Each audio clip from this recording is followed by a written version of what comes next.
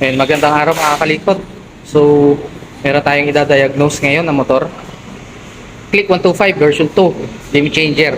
So, yung scenario nito, ah, bigla sumusugak, namatay daw sabi ni sir. So, check natin kung ano naging problema nito. So, start muna natin.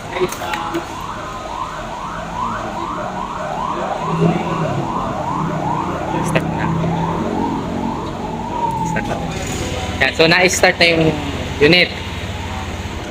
Ang ano namamatay, ayan.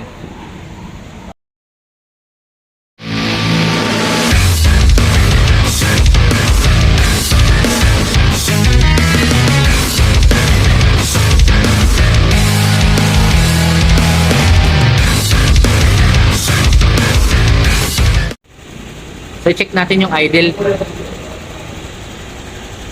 So sa tachometer 670, 690. So i-set natin na standard to.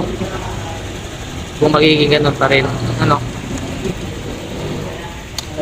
Select natin yung unit. Yan o. Susugak siya. O, namatay.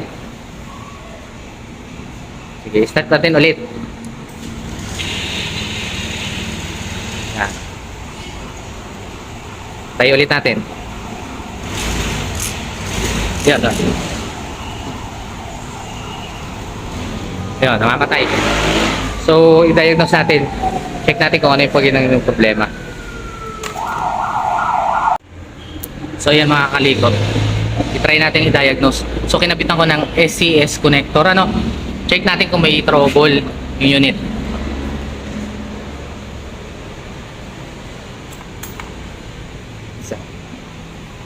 So, wala siyang trouble. So, steady lang yung ano ng check engine. So, ibig sabihin, pag ganyan, pinapitan mo ng SCS connector na hindi naman nagbiblink, ibig sabihin, walang trouble. Ano, makakalikot. So, wala siyang trouble. So, hanapin pa natin kung ano yung pwedeng maging cause. Bakit ganun? Pumupugak yung motor. So, yun mga kakalikot. Na-diagnose na natin. May pinilitan na tayong parts dito. So ito ang na-trace natin. Yan, spark plug cap. So replacement to. 3 months daw ni sir to nagamit. Yun.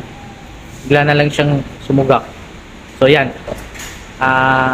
Tip lang. Pag magpapalit kayo ng mga ganito, so dapat kung mayroon ka mabibili na standard, palitan ng standard kasi minsan dito nagkakaroon ng problema ang unit sa mga ganitong klaseng cap, ano. So i-try natin, pandarin natin.